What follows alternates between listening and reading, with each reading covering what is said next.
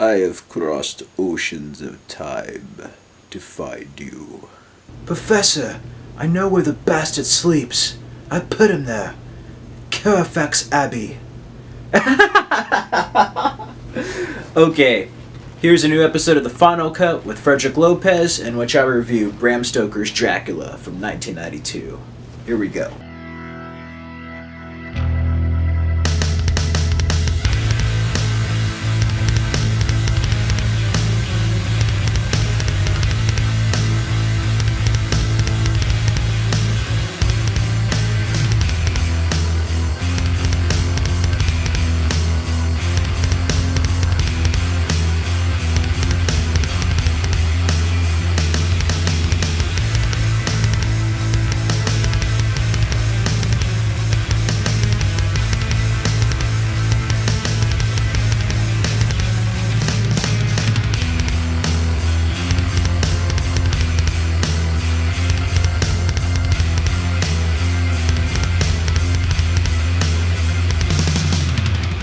Greetings, YouTubers. This is Frederick Lopez, and today on The Final Cut, I'm going to be going over Bram Stoker's Dracula from 1992, directed by Francis Ford Coppola. It's also based upon the Bram Stoker novel Dracula.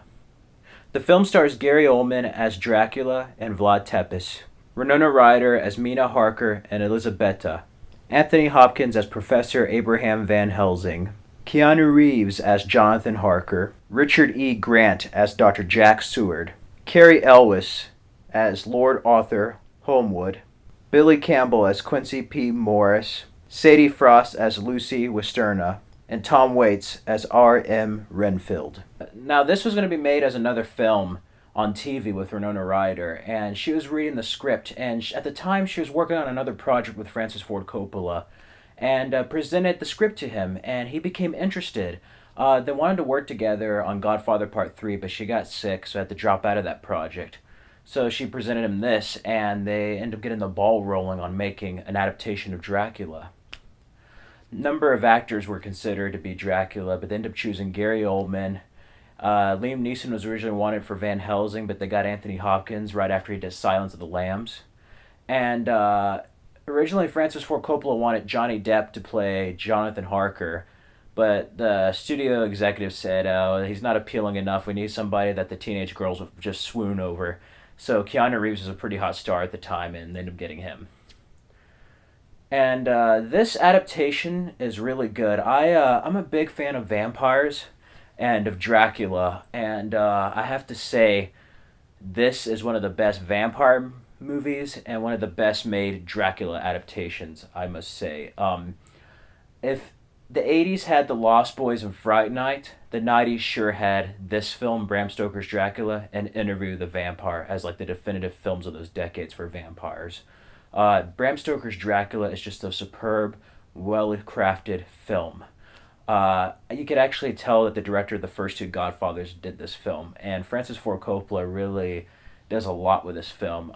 You get to see more of his techniques from previous films, but it's a lot more experimental. And he shoots it like some of the films in Italy and the Italian filmmaking, and just like the atmosphere is very different than a Hollywood film. It's very old-fashioned and made as if it was going to be made back in the early 20th century. And then the Dracula route was a little bit different. In this, it follows the book while changing some stuff.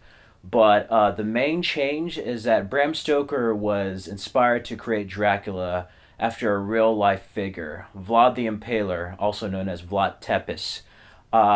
He basically drove out the Turks from Wallachia, which is now modern-day Romania, Transylvania practically. And he's a national hero there. Well, they basically combined Vlad the Impaler's backstory as far as the real-life figure and fusioned it with the vampiric Dracula from the novel. And it creates a very interesting adaptation that presents something fresh and new. And Dracula Untold actually went through it a lot more. But if you haven't seen this film goes through the entire story of Dracula Untold much better, and it only takes 5 minutes. And the beginning's really great. Plus, the new film has a whole bunch of British people, and Eastern Europeans don't sound like a whole bunch of Brits. No offense But Gary Oldman was British, and he still sounded like he was from freaking Romania. So, like, yeah, that's no excuse. And speaking of Gary Oldman's a chameleon. He's in so many great roles. Sirius Black, Commissioner Gordon. He's in The Professional, Sid and Nancy. This, he really delves into the role as Vlad Dracula. And it's great. It starts off like the novel where he's an older man and then progressively gets younger and then kind of turns into creature. So it's really cool. It gets a lot of practical effects in there. So I digress. It pretty much starts off with the story, a brief summarization of the story.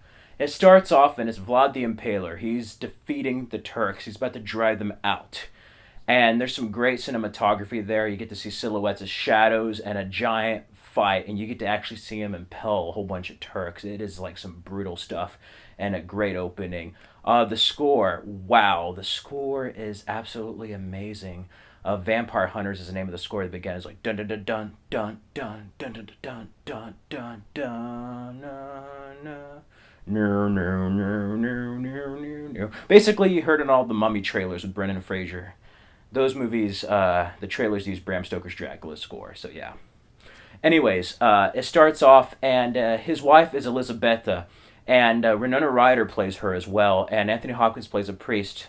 And Gary Oldman, he's basically Vlad Tepes. He defeats the Turks, but one of the Turks got away and shot an arrow into the castle of Castle Dracula.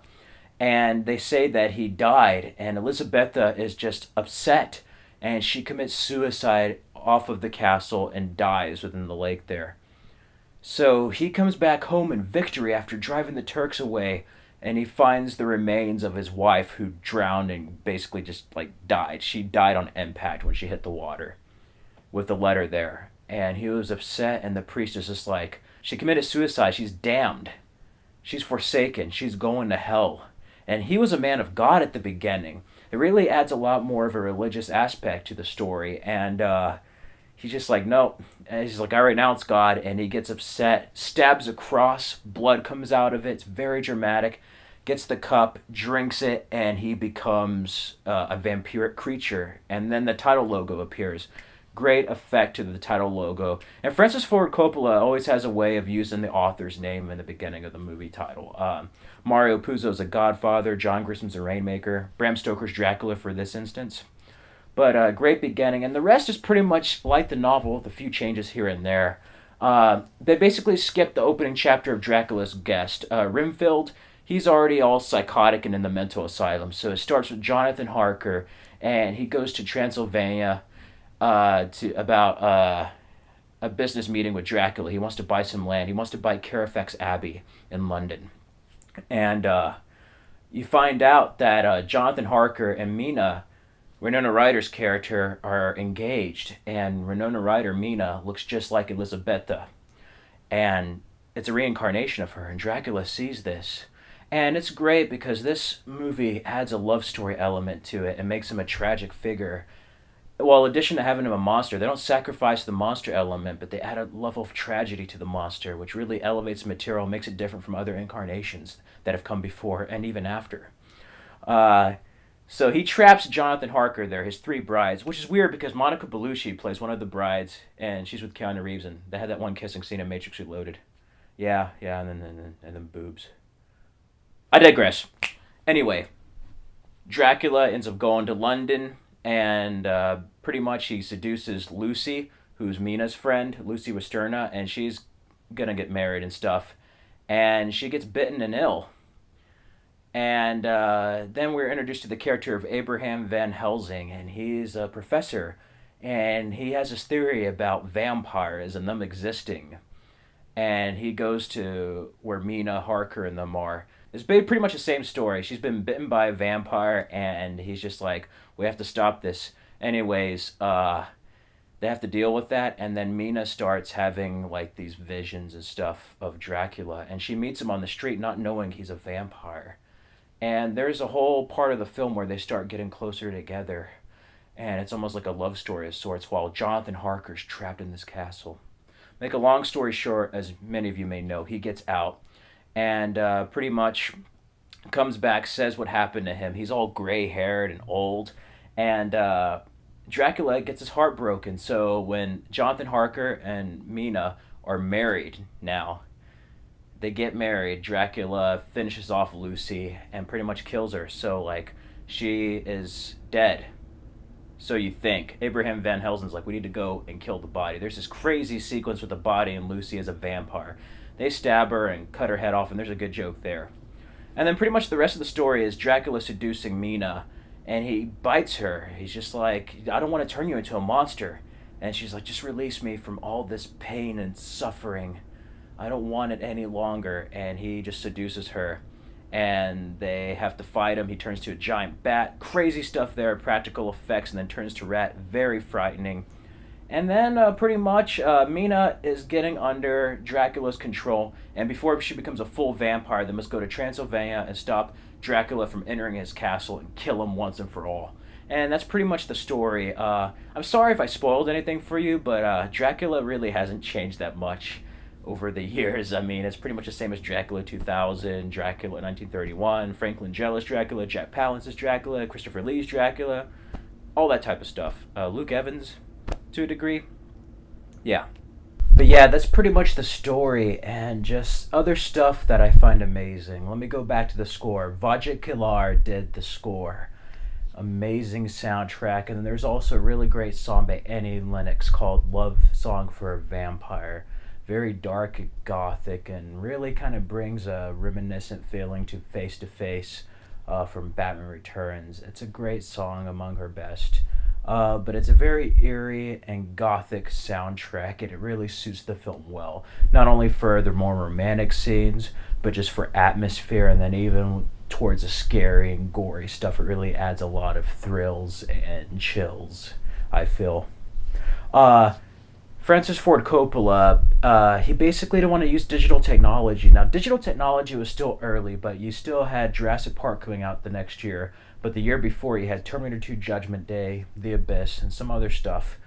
But he wanted to make it very optical. He didn't want to do any digital effects. He wanted to do it old school, like older films, optical effects. So he got his son, Roman Coppola, to do the effects that were practical. And in there, he used optical effects on the set, in camera, multiple exposures, miniatures, forced perspectives, just different things like that to really make the film different and use different effects that are more practical, and the film greatly benefits from that.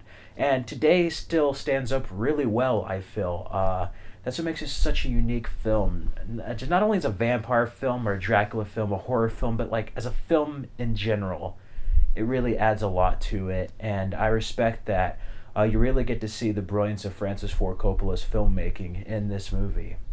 I mean, he's made some other films, but this one really, he just threw everything in the kitchen sink, experimented, and really kind of went back to more of the old Italian filmmaking from Italy in some of the stuff, and it was very, very impressionistic. It's like the impressionistic cinema. The acting, Winona Ryder's just great. I mean, I love Winona Ryder and everything, but like her as Mina Murray, Mina Harker, she had a good British accent. She sounded very English, I thought, and I thought she played the role very well. You can kind of see the vulnerabilities of Mina Murray, and then like when she gets seduced by Dracula, you're like with her in this moment, and then she misses Jonathan Harker, and then when Jonathan comes back and then Dracula, there's mixed feelings, and then almost towards that borderline of going into the darkness. If she becomes a vampire, she's going to be in that world of darkness and just the damned. And then she played that very well, I thought, making her one of the more memorable Mina Murrays. Van Helsing, wow. Anthony Hopkins, this is one of my favorite Anthony Hopkins roles, but one of my favorite Van Helsings, even over Hugh Jackman. I have nothing against Hugh Jackman's Van Helsing, but Anthony Hopkins is just amazing. He's kind of crazy, but yet he has some good dialogue, and he just can be a badass when he needs to be. And I just love that about him. Anthony Hopkins is a superb actor, and I have to say, it's a superb cast in this film, and perfectly cast for each part, I feel. There's one little exception, which I'll get to in a bit, but Anthony Hopkins is great. I love his dialogue. I love the whole dinner thing, where it's just like, what happened to Lucy? And he's just like, oh, nothing. We stabbed her heart, cut her head off, and tore her heart out. And he's just like, doctor! It was funny. But I also love his line of dialogue about believing in vampires, and like the greatest trick the devil has ever pulled is making people believe he's not real, and that's what Dracula's counting on, for people not to believe he's real, that he's an evil that's not real. He's counting on people to not believe in him, and he's basically telling the characters like he should, because he is real and he is evil. And a lot of great moments there. I love it where he kills the brides and all that type of stuff. Great moments there. There wasn't as much interaction between Dracula and Van Helsing like the Edward Van Sloan one and Bela Lugosi in the 1931 film, or even Peter Cushing's, but I still liked it. It was a little bit more like the novel, but I just wish there was a little bit more interaction. It would have been cool to see him and Gary Oldman play off one another. Keanu Reeves, yeah, okay. He doesn't kill the film for me at all, and it's very early Keanu Reeves. You got to remember, guys, this is pre-Matrix and even pre-Speed, so it's right after like Point Break and Bill and Ted. Keanu Reeves like, whoa, I'm Keanu Reeves, man. I'm Jonathan Harker. The first half of the film, he's actually kind of trying. You can hear his like accent, not very good, but then he just goes full like Bill and Ted the second half. That's what I was talking about at the beginning of this clip, where it's just like there's a dinner scene and he's like, Professor, Doctor, and just like, I know, Professor, I know where to bury the bastard at Colfax Abbey. Just imagine like Sherlock Holmes if he was Bill and Ted. Anyway, despite that, he's later on said that it's one of his weaker performances, and he did a lot of films, but you know what? It doesn't kill the film. And Jonathan Harker, I mean, another actor could have added a lot more to it with his already wonderful cast, but what's it really going to add? I mean, Jonathan Harker is mostly trapped at Castle Dracula, so for me, it doesn't kill the film that much, but it does bring it down a little. But I'm not going to nitpick, because I'm like, what do you expect from pre-Matrix Keanu Reeves? It's before he knew Kung Fu. Cary Elwes does good. Tom Waits is really crazy, eating bugs and everything in the hair. It's very interesting and a different type of crazy from the previous versions. The rest pretty much do a good job. I mean, they play their characters to the capacity they need to play them in. And I really like that, how Francis Ford Coppola cast each of the actors. They acted, but what I like is that they are different from one another and fill the embodiment of their characters that they are playing. And I really like that about the film. It feels like they're all inside each of their characters. And I think part of that was because Francis Ford Coppola told the main cast to read the novel, to read Bram Stoker's Dracula before filming. And Anthony Hopkins said it took him 2 days, which is great. I think that's how long it took me the first time. Great novel and a great film. Most of them. And other than that, I love the effects, like I said earlier, and it's scary, but not in the traditional sense of scary. It's in the horror genre, but it's not like slasher horror, not torture porn. It's a vampire film, and much better than the glittering stuff and Vampire Diaries, teeny bopper stuff they have now. Like, this is old school vampires.